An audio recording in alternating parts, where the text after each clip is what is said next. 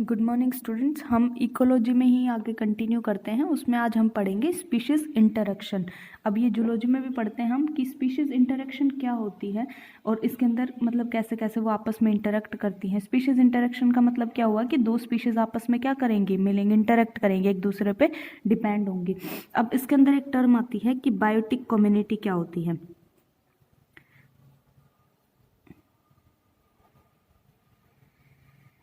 तो biotic community क्या होती है? एक असेंबलेंस होती है। किसकी होती है? Of number of different species but interacting population of different species. क्या होती है बायोटिक कम्युनिटी के अंदर कि इसके अंदर नंबर ऑफ डिफरेंट स्पीशीज होती हैं और जो कैसी होती हैं, आपस में इंटरैक्ट करती हैं, आपस में इंटरेक्ट करती हैं। तो बायोटिक कम्युनिटी क्या होता है कि is assemblance of a number of different but interacting populations of different species. अब इसके अंदर क्या आता है कि बायोटिक जो मतलब ये पॉपुलेशन है, इसको बायोटिक कम्युनिटी को अलग अलग पार्ट्स में डिवाइड किया गया है। तो इसको 3 पार्ट्स में मेनली डिवाइड किया गया है। वो 3 कौन कौन सी होती हैं? एक तो होती है एनिमल कम्युनिटी, एक होती है एनिमल कम्युनिटी, दूसरी आती है प्लांट कम्युनिटी और थर्ड आती है हमारी माइक्रोबियल कम्युनिटी। अब एनिमल कम्युनिटी में क्या होंगे? एनिमल्स होंगे, प्लांट कम्युनिटी में प्लांट्स होंगे और माइक्रोबियल कम्युनिटी में सारे माइक्रोब्स होंगे। अब ये जो डिफरेंट पॉपुलेशन होती है of different species of plants and animals की द डिफरेंट पॉपुलेशन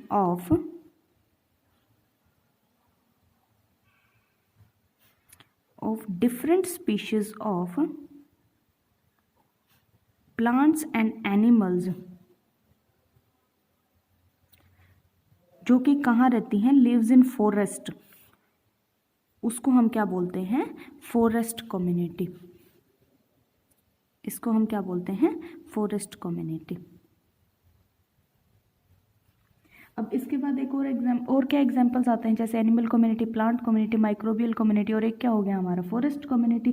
अब इसके अलावा बायोटिक कम्युनिटी के अदर एग्जाम्पल्स क्या आते हैं? जैसे कि पॉन्ड कम्युनिटी या फिर ग्रासलैंड कम्युनिटी।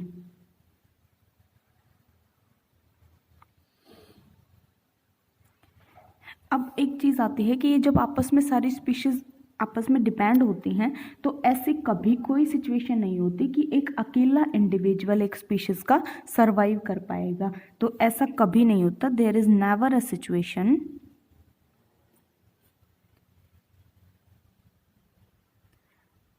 जब एक सिंगल इंडिविजुअल सरवाइव कर पाए।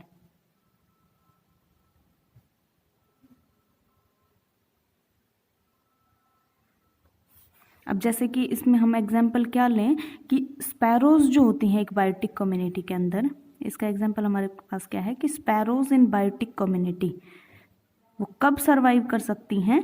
जब वहाँ पे क्या होंगे? वर्म्स प्रेजेंट होंगे उनके खाने के लिए, या फिर क्या होंगे? इंसेक्ट्स होंगे, या फिर सीड्स होंगे। मतलब उनके पास ये सब उनका क्या हुआ? फूड हुआ। तो कहता है कि ये जब तक स्पैरोज जब सर्वाइव कर पाएंगे जब वहाँ पे क्या होगा? वर्म्स होंगे जिनको वो खा पाए, इंसेक्ट्स होंगे या फिर सीड्स, दाने, कोई भी अनाज के दाने होंगे, तभी तो वो सर्वाइव कर पाएंगे। अब इसके बाद आता है कि ऐसे, ये हमने पढ़ लिया कि ऐसी कोई सिचुएशन नहीं है। मतलब एक पॉइंट मेन क्या है हमारा कि इससे हमें क्या पता लगता है कि this shows that no population can live alone in nature.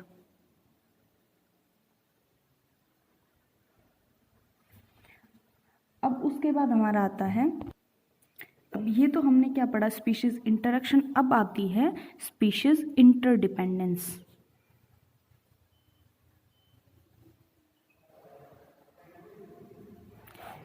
अब हम देखेंगे कि वो अलग अलग स्पीशीज जो होती हैं वो एक दूसरे पे कैसे कैसे डिपेंड करती हैं। तो बायोटिक कम्युनिटी में तो हमने क्या देखा कि जो नंबर ऑफ स्पीशीज हैं ये किसके लिए, मतलब या तो अपने फूड के लिए, किस किस के लिए डिपेंड होती है एक दूसरे पे? फूड के लिए, स्पेस के लिए, या फिर रिप्रोडक्शन के लिए। ये किस किस के लिए डिपेंड होती हैं, या तो फूड के लिए, स्पेस के लिए, या फिर रिप्रोडक्शन के लिए, और या फिर हम और क्या देख सकते हैं कि ये एक दूसरे की क्या करती हैं, प्रोटेक्शन भी करती हैं। तो ये और किसके लिए होती हैं, प्रोटेक्शन के लिए भी डिपेंड होती हैं।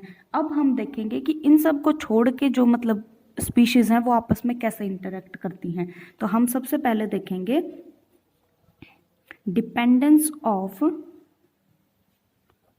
Animals on plants. अब जो एनिमल्स होते हैं वो प्लांट्स पे कैसे डिपेंड्स होते हैं। तो प्लांट्स क्या होते हैं, हमारे प्रोड्यूसर्स होते हैं। प्लांट्स क्या होते हैं, प्रोड्यूसर्स होते हैं, मतलब वो खाना बनाते हैं, फूड बनाते हैं उनका, और उस फूड को कौन ले लेते हैं, फिर कौन कंज्यूम करते हैं, एनिमल्स कंज्यूम कर लेते हैं। तो प्लांट्स पे कैसे डिपेंड करेंगे कि प्लांट्स जो होते हैं वो प्रोड्यूसर्स होते हैं, और उसको फिर जो मतलब एनिमल्स होते हैं वो किस पे डिपेंड होते हैं, प्लांट्स पे डिपेंड होते हैं। डायरेक्टली और इनडायरेक्टली डिपेंड होते हैं, वो डायरेक्टली और इनडायरेक्टली डिपेंड होते हैं।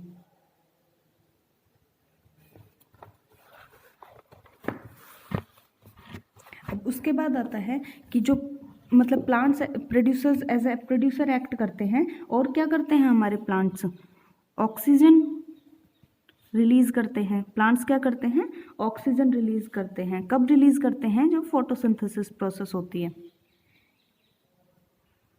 और उस ऑक्सीजन को कौन कंज्यूम कर लेते हैं, एनिमल्स कर लेते हैं during a aerobic respiration, during aerobic respiration. Plants क्या करेंगे, ऑक्सीजन रिलीज करेंगे ड्यूरिंग फोटोसिंथेसिस, और उसको कौन कंज्यूम कर लेते हैं, एनिमल्स कर लेते हैं ड्यूरिंग एरोबिक रेस्पिरेशन। अब और क्या करते हैं, plants act as habitats for a variety of animals. Plants क्या देते हैं, हैबिटेट भी देते हैं। जैसे कि इसके अंदर क्या एग्जाम्पल आते हैं, हमारे आर्बोरियल एनिमल्स जो होते हैं, जो कि ट्रीज पे रहते हैं, जैसे कि मंकीज, तो उनको क्या मिला, हैबिटेट मिला प्लांट्स का। तो ये क्या हुआ, हमारा 3 पॉइंट क्या हो गए, प्लांट प्रोड्यूसर्स होते हैं, और प्लांट क्या करते हैं, ऑक्सीजन रिलीज करते हैं, और क्या है, प्लांट्स एक्ट एज हैबिटेट। अब इसके अंदर और क्या आता है कि जो मेंबर्स होते हैं कुकुलिफॉर्म्स ग्रुप के, उनके अंदर क्या होता है कि जो एनिमल्स होते हैं वो किसी दूसरे के नेस्ट में जो बर्ड्स और ये सब होते हैं वो किसी दूसरे के नेस्ट में क्या कर देते हैं, अपने एग्स को ले कर देते हैं, और मतलब किस, तो फिर नेस्ट किस पे हुआ, प्लांट्स पे है, ट्रीज पे है। तो ये सब क्या हुए हमारे dependence of animals on the plants. अब उसके बाद आती है dependence of plants on animals, dependence of plants on animals. अब प्लांट एनिमल्स क्या करते हैं, कार्बन डाइऑक्साइड रिलीज करते हैं ड्यूरिंग रेस्पिरेशन। अब जब कार्बन डाइऑक्साइड को वो रिलीज करेंगे तो वो एटमॉस्फेयर में रिलीज कर देते हैं, और उसको रीयूज कौन कर लेता है, प्लांट्स कर लेते हैं ड्यूरिंग फोटोसिंथेसिस।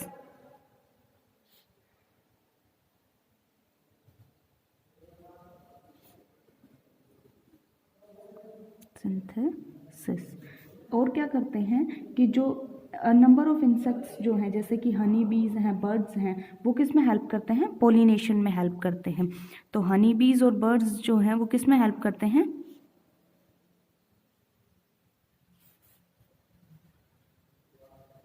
पोलिनेशन में हेल्प करते हैं। और क्या होता है कि एक सिम्बायोटिक पोलिनेशन होती है किसके बीच में, यूका मोथ और यूका प्लांट के बीच में। Yucca moth and yucca plant के बीच में क्या होती है, क्या शो करते हैं वो, एक सिम्बायोटिक एसोसिएशन।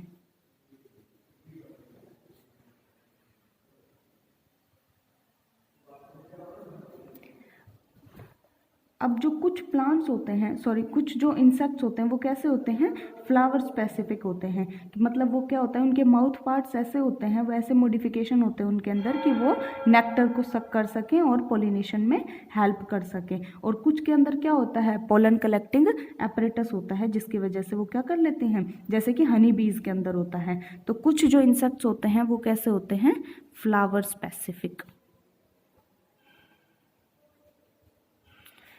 जिनके अंदर की क्या होते हैं, नेक्टर कलेक्टिंग एपरेटस होते हैं या फिर उनकी जो माउथ पार्ट्स होते हैं उनकी मॉडिफिकेशन ऐसी होती है, या फिर क्या होता है माउथ पार्ट्स में मॉडिफिकेशन होती है कि वो ज़्यादा से ज़्यादा कलेक्ट कर सकें। और क्या होता है इसके अंदर कि जो कुछ एनिमल्स जो हैं वो किस में हेल्प करते हैं, सीड एंड फ्रूट डिस्पर्जल में हेल्प करते हैं। कुछ एनिमल्स किस में हेल्प करते हैं, फूड एंड सीड डिस्पर्जल में।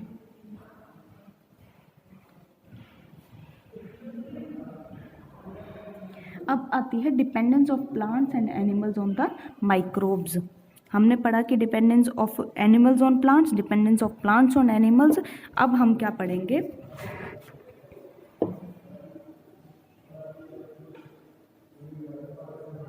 Dependence of plants and animals